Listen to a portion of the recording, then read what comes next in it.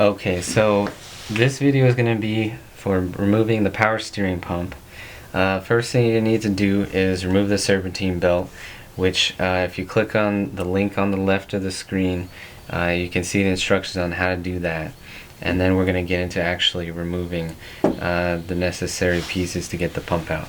Okay, so we're going to remove the low pressure hose here, and of course some fluid's going to come out, so I'm going to stick a rag underneath to catch the mess, and then gonna use a hose clamp to pinch it off so that when we push it off to the side, we don't want all the fluid draining out and making another big mess. Okay, so we're gonna remove the spring clamp here so we can take off our hose. I got these hose clamp pliers that have nice little grooves in them, and they lock in place so that your clamp comes off more easily. Just using needle nose pliers, it doesn't always work out well, so these are a good tool to have. Okay, so we're going to carefully use some small channel locks here just to work that hose off. I want to be ready for fluid to dump out, so I even have a little cap here to catch some, just in case. Yep, there it goes. Not too much, but you definitely don't want it pouring all over the alternator below. Be a big mess.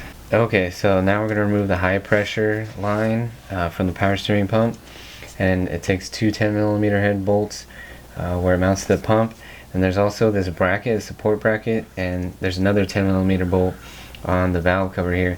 And just to make it easier to get this hose out of the way, I'm going to remove that one as well. Let's see.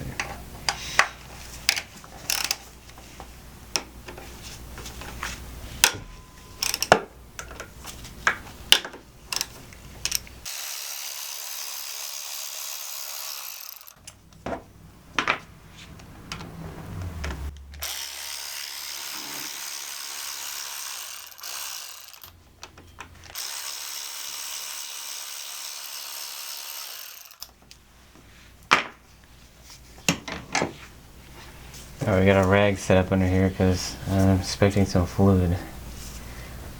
Gonna just slide it up. There's an O-ring in there, as you can see, which is recommended to be replaced.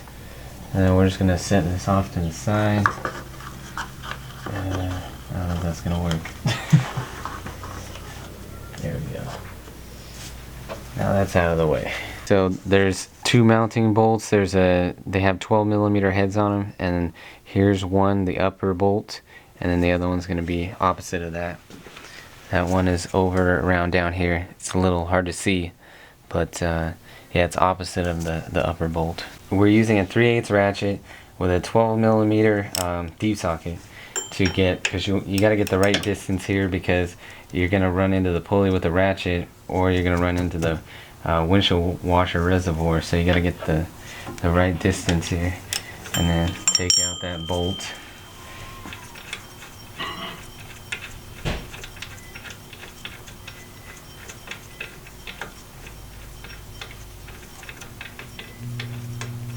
Taking forever.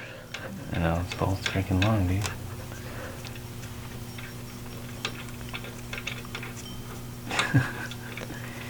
Any day now. Oh, there we go.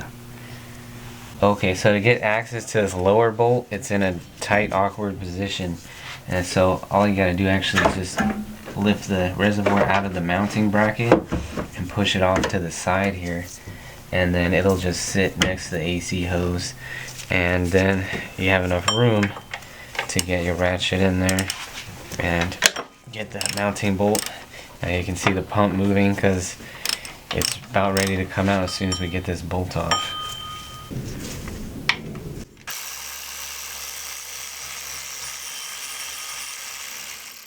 Okay, so this thing's going to want to probably spill all over the place, so we're going to put it quickly into a pan and get it out of the way. Okay, so the next step is going to be to mount your power steering pump hook up the high pressure and low pressure lines. You want to get that done first and get that out of the way before you put the belt on last, because you don't want to spill fluid onto your belt. That's not going to be good. And then if necessary, you're probably going to have to bleed the air out of the power steering pump as well. Okay, now we're going to mount our power steering pump back in place. It still has fluid in it, so if yours does, of course be careful not to spill it everywhere.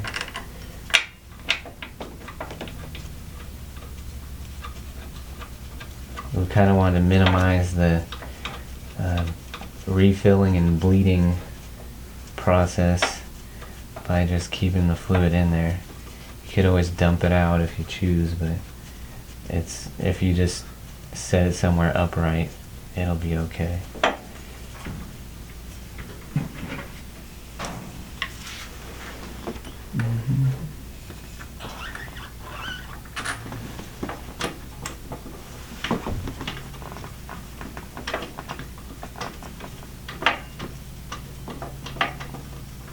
Okay, now we're torquing the mounting bolts.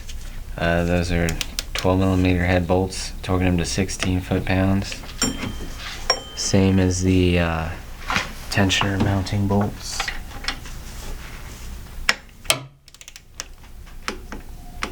Alright, there we go. So we're going to put the high pressure line back in. There's an O-ring that you need to replace there. It's recommended to put a new one. Then we're going to set it in place, put in the mounting bolts, and then torque them down to 96 inch-pounds.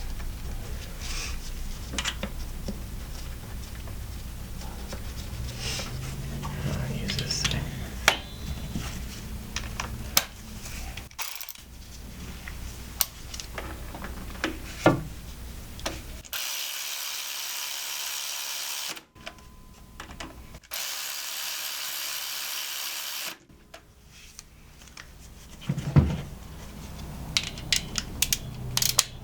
I got my torque wrench set to 96 inch-pounds.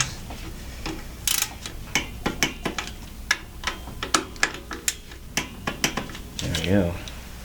Alright, then last thing would be to put this support bracket back into the valve.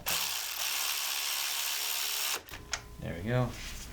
Okay, now we're going to hook up this feed line here. Just slide it back in place. And actually that clamp's not very stiff. You can just probably put it by hand. Here we go. There. And then take off our hose clamp and just make sure there's no fluid running out anywhere. And there we go. Then we're gonna put our reservoir back in its bracket. And when we'll check the level, well, of course we have to put our belt on, check our fluid level, and then we have to bleed the system because we lost some fluid. There's some air in these lines here.